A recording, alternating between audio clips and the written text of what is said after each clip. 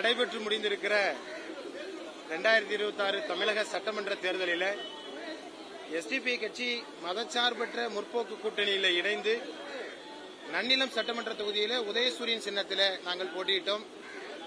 நன்னிலம் சட்டமன்ற தொகுதியில் மட்டுமல்லாது தமிழகம் முழுவதும் மதச்சார்பற்ற முற்போக்கு கூட்டணியினுடைய வெற்றிக்காக வேண்டி எஸ்டிபி கட்சியினுடைய தலைவர்களும் தொண்டர்களும் மிக தீவிரமான களப்பணியாற்றினோம். இந்த நிலையில நன்னிலம் சட்டமன்ற தொகுதியில 41,000 வாக்குகள் வித்தியாசத்தில் என்னுடைய வெற்றி வாய்ப்பை நான் இழந்திருக்கிறேன்.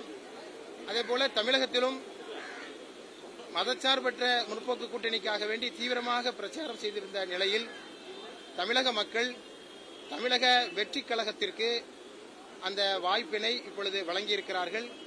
மக்கள் வழங்கியிருக்கிற இந்த தீர்ப்பை நாங்கள் ஏற்கிறோம், மதிக்கிறோம்.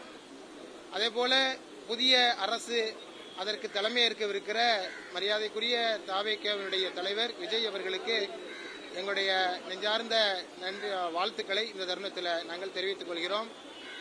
அதேபோல திமுகவினுடைய தலைவராக மதச்சார்பற்ற முற்போக்கு கூட்டணியுடைய தலைவராக மிக தீவிரமாக களப்பணியாற்றியிருக்கிற மரியாதைக்குரிய தலைவர் அண்ணன் மாண்புமிகு தளபதி ஸ்டாலின் அவர்கள் தன்னுடைய வெற்றி வாய்ப்பை கொளத்தூர் தொகுதியிலே இழந்திருக்கிறார்.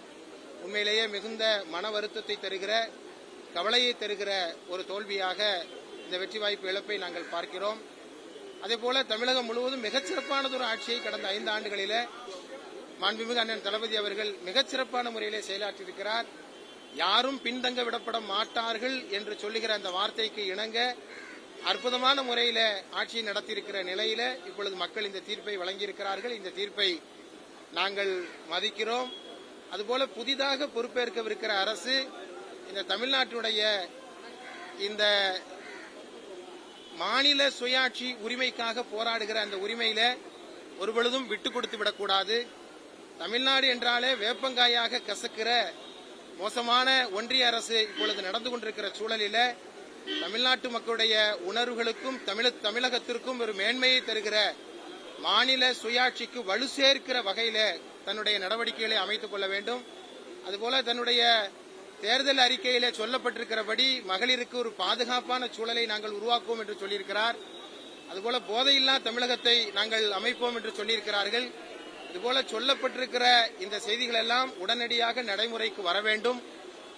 அவர் சொன்னது போல போதையில்லா தமிழகத்தை உருவாக்குவோம் என்று சொல்லியிருக்கிற அந்த சூழலில் அதற்காக வேண்டி அவர் மதுவிலக்கை உடனடியாக அமல்படுத்திட வேண்டும். இப்படி பல்வேறு எதிர்பார்ப்புகளோடு மக்கள் அவருக்கு தங்களது ஆதரவினை தந்திருக்கிறார்கள். இதையெல்லாம் செய்கிற ஒரு அரசாக புதிதாக பொறுப்பேற்கிற அரசு இருக்க வேண்டும் என்று சொல்லி மீண்டும் ஒருமுறை புதிதாக பொறுப்பேற்கிற தாவேகாவுடைய தலைவர் மதிப்பிற்குரிய விஜய் அவர்கள்